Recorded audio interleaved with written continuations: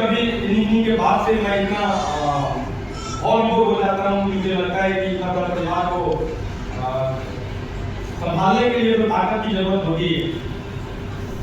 जब तक किसी एक का अगर साथ नहीं मिले तो आदमी कुछ नहीं कर पाता है, एक इंसान कुछ नहीं कर पाता है अकेला, जब तक किसी का सहयोग नहीं मिले। मुझे कभी कभी लगता है कि जब इतने सारे लोगों का सहयोग अगर मेरे साथ में है, मेरा बाबा का नहीं होने वाला, इतना तो मुझे शौक के तौर होता है। मैं समय भी बहुत कम है, आगे तो आज ये हमारा उभार का कार्यक्रम है, बहुत सारे लोग इसमें अचीवर हैं। जो लोग अचीव नहीं किए हैं, आप ये मत समझना कि आपको कहीं से भी डिले किया जाएगा इस कंपनी के अंदर, ऐसी कोई बात नहीं है। मैं बार बार इस मंच से लोगों को कहता हूँ कि अगर कंपनी किसी तरह का कोई अगर उधार देती है तो ये कंपनी किसी स्वार्थ, किसी प्रलोभन, किसी लालच में आपको नहीं देती है, बल्कि आपको आगे बढ़ाने के लिए जो सम्मान आपका होना चाहिए, ये हमारी कंपनी शुरू से करती आई है। और हमेशा नहीं करते हम लोग, हमेशा नहीं करते, क्योंकि आप लोग जानते हैं कि बजट पे कहीं ना कहीं पड़ता है, तो हम लोग अपने इनकम का कंट्रीब्यूट करके इस तरीके से हम लोग करते हैं कि लोगों को उनका जो पारितोषिक है वो बहुत समय मिले। और जो हम लोग अनाउंस करते हैं उस अनाउंसमेंट पे हमेशा से कायम रहने की कोशिश करते हैं। तो उसकी समय बहुत ही कम है मेरे पास। हमेशा कहता हूँ कि दूर दूर से हमारे साथ इस परिवार में बहुत सारी महिलाएं जुड़ी हुई हैं, वो अपना घर छोड़ करके, अपना पति, अपना बच्चा, अपना सास ससुर, अपना परिवार से दूर आकर के रहती हैं। अगर यहाँ पे मैं अपना प्रोग्राम ले आवर तक लेके चलूँ तो उनको यहाँ से वापस जाने में बहुत ज़्यादा वक्त लग सकता है। तो ये हमें, इसलिए मैं अपना परिवार मानता हूँ, आप सब मेरे परिवार के एक अभिन्न सदस्य हैं। तो मैं नहीं चाहता हूँ कि आप लोग अपना घर देर से जाएं, लेकिन कम समय में भी मैंने जो लीड किया अभी तक जो मैंने लीड किया, बहुत सारे लोग अभी भी negative positive positive negative negative positive के फेर में आज भी फंसे हुए हैं। तो मैं बैठा बैठा सोच रहा था कि मैं तो कोई डायरी लेके नहीं आया हूँ, मैं कोई प्रिपरेशन करके आया हूँ, क्योंकि मेरे माइंड में पहले से था कि आज ऐसा कोई ट्रेनिंग सेशन का दौर नहीं होगा, हम लोग मिलेंगे, सेलिब्रेट करेंगे। और इसी वजह से मैंने नवीन सर से कहा था कि जितने लोगों को आप बुलाएंगे, मैं उनका एक्सपीरियंस साझा करना चाहता हूँ कि उनका इस नीचा एरिया के अंदर कोई 6 महीने से है, या कोई 6 साल से है, या कोई 1 साल से है, उनका क्या एक्सपीरियंस है, मैं वो जानने की कोशिश करने के लिए आज मैं यहाँ पे बैठा हुआ था। और मैं रीजन में लिख भी रहा था कि कौन लोग क्या बोल रहे नहीं बोल रहे। और व्यक्तिगत तौर पर मैंने कहा था कि अगर कोई व्यक्ति सुझाव देना चाहते हैं हमारी कंपनी को, आप बिल्कुल बेझिझक अपना सुझाव रख सकते हैं। मैं कोशिश करूँगा कि अगर वो सुझाव सिर्फ मेरे लिए नहीं, मेरी कंपनी के लिए नहीं, इस पूरे कम्युनिटी मतलब हमारा जो परिवार है, जो समुदाय होकर के बैठे हुए हैं, इस पूरे कम्युनिटी को अगर ये प्रॉफिट लेके जाएगा, ये बेनिफिट लेके जाएगा, तो हम अपने पूरे मैनेजमेंट में जितने भी लोग हैं उनके सामने भी इस बात को रखेंगे।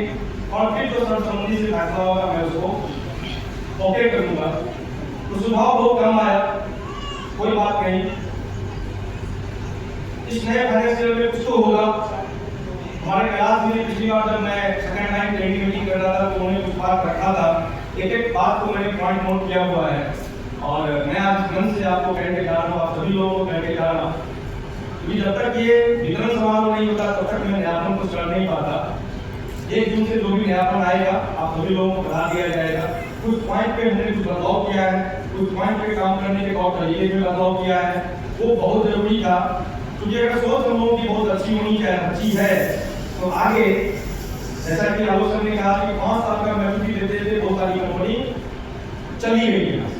तो हम नहीं चाहते हैं कि सिर्फ 5 साल का मैच्योरिटी मैंने दिया, मैं 7 साल का मैच्योरिटी हूँ। मैं तो चाहता हूँ, मेरा दिल को कहता और मेरा दिल बात को मानता है, जो परिवार मैंने बनाया, जो कंपनी का निर्माण मैंने किया, अब ये कंपनी वाकई में एक जो मोहम्मद रफी का गाना है, इसमें मैंने एक बार बताया था, आप लोगों से पूछा भी था। बहुत सारे लोग बहुत तरह के प्लेटफॉर्म पे काम करते हैं, तो वो बोलते हैं कि royalty income royalty income royalty income. मैंने कहा था, मुझे पूछा था कि भाई रॉयल्टी बोलते किसको, आखिर रॉयल्टी होती रहती है।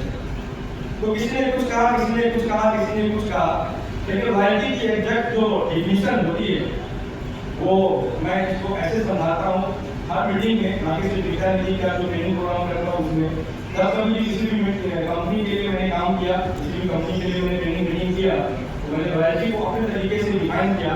वो मोहम्मद रफ़ी का गाना कि रहे ना रहे हम महका करेंगे बन के हंसी बन के समा, वो जो गाना है मतलब हम इस धरती पर रहे अथवा ना रहे, हम इस धरती पर रहे या ना रहे, लेकिन मेरे द्वारा किए हुए कर्मों का जो फल मिलना चाहिए वो मेरे परिवार को हमेशा और आजीवन मिलता है। इसको बोलते हैं रॉयल्टी। इसको बोलते हैं रॉयल्टी। रॉयल्टी का मतलब होता है कि मैं रहूं या ना रहूं, लेकिन मेरे द्वारा किए हुए कर्मों का जो फल है वो मेरे परिवार को मिलना चाहिए। That is called royalty. तो नेता जी एक ऐसा प्लेटफॉर्म है जहां पे राजीव गांधी रहे ना रहे, मुझे मेरा विश्वास है कि मैं जो अपना टीम बनाया, हो सकता है मेरी उम्र आज ज्यादा हो सकती है या मैं अपनी उम्र के आगे आने तक भगवान को प्यारा हो जाऊं और ये भूल सकते हैं, जाना तो हर किसी को एक दिन है। लेकिन आदमी क्या करता है ना, रसोई उसकी अच्छी होती है, कोई सेकंड लाइन तैयार करता है, एक थर्ड लाइन तैयार करता है, एक फोर्थ लाइन तैयार करता है और ये हर मैनेजमेंट करता है। अभी रतन टाटा गुजर गए, उनका कोई नहीं था, फिर भी उन्होंने किसी को सब कुछ दे दिया। तो मेरा ये अपना सोच है कि नित्यानंद जी में मैं रहूं या ना रहूं ये फर्क नहीं पड़ता, लेकिन इस प्लेटफॉर्म को इस तरीके से ईजाद कर दूं, इस तरीके से बना दूं कि हजार लोगों का, हजार से ज्यादा लोगों का यहाँ पे कैरियर सेटअप हो, लोग विश्वास के साथ यहाँ पे जुड़े हुए रहें, कंपनी को आगे लीड करते रहे, कंपनी को आगे लेके चले। और कौन जानता है किसके जुबान में क्या लिखा हुआ है। और मैं बार-बार तो कहता हूँ कि हर भगवान का फोटो अगर आप घर में निकाल के देखेंगे, लगभग हर भगवान का, मैंने वो सर्वे किया हुआ है, मैंने वो प्रैक्टिकल किया हुआ है, बहुत सारे भगवान का तस्वीर आपने घर में रखा होगा, तो कोई भी तस्वीर उठा के देख लेना आप, मुझे भगवान ऐसे हाथ करके उठा के रखे हुए हमेशा। मैं ये एग्जाम्पल नहीं दे रहा था आप लोगों को, आप लोगों को लगता होगा कि सर केवल एग्जाम्पल दे रहे थे। आप अगर घर में किसी भी चाहे महादेव हो, हनुमान हो, राम हो, रहीम हो, जिन किसी का भी फोटो निकाल के देखना, उसमें भगवान का एक हाथ ऐसे रहता है। और इसी वजह से मैं कहता हूँ कि आपके जुबान से हमेशा सकारात्मक बात निकलनी चाहिए। किसी भी परिस्थिति में मैंने तमाम माओं से कहा हुआ है ये बात कि बच्चा अगर आपका कितना भी बदमाशी कर ले, लेकिन फिर भी आप अपने बच्चे को अनादर नहीं करेंगे, किसी तरह का ऐसा कोई शब्द नहीं बोलेंगे, कौन जानता है कि भगवान का हाथ उठा हुआ उनकी तस्वीर आपके घर में है, उसी समय भगवान का हाथों में वो दिया, तो फिर तो हो जाएगी गड़बड़, फिर तो हो जाएगी गड़बड़ नहीं। तो हमेशा से हमेशा इंसान को पॉजिटिव सोचना चाहिए और पॉजिटिव बोलना चाहिए। जैसे ही आपके अंदर वो पॉजिटिविटी आएगी तो आपका रिजल्ट हमेशा पॉजिटिव ही आएगा।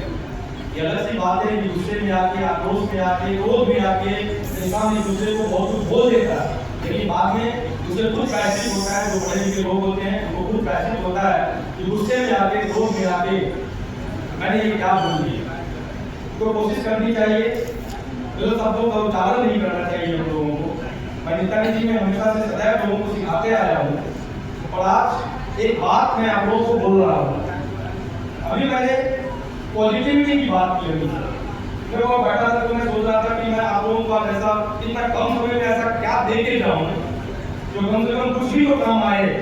हमेशा से आप लोग बोलते हैं कि हमारे, मैं शेरनी सर को सुनना पसंद करता हूँ, शेरनी सर को देखना पसंद करता हूँ, उनकी बात अच्छी लगती है, उनका फॉर्मूला अच्छा लगता है।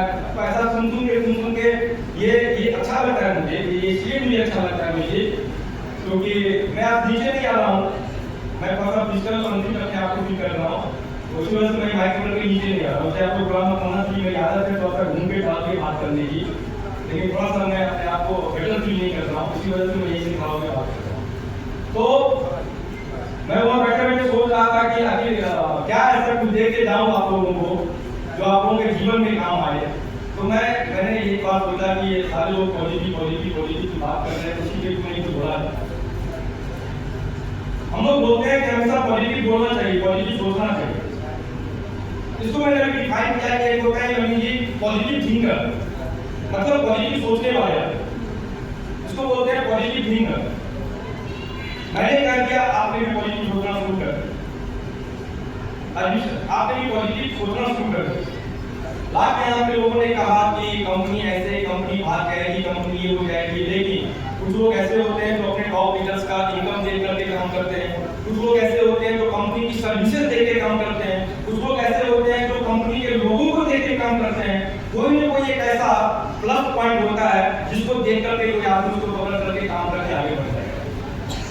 लेकिन पॉजिटिव थिंकर की भी बात सही है, लेकिन अक्सर आप अपने से खुद से अभी बैठे बैठे ये कल्पना कीजिए कि आप पॉजिटिव कब रहते हैं, आप पॉजिटिव कब रहते हैं। कोई एक आदमी बताइए आप पॉजिटिव कब रहते हैं।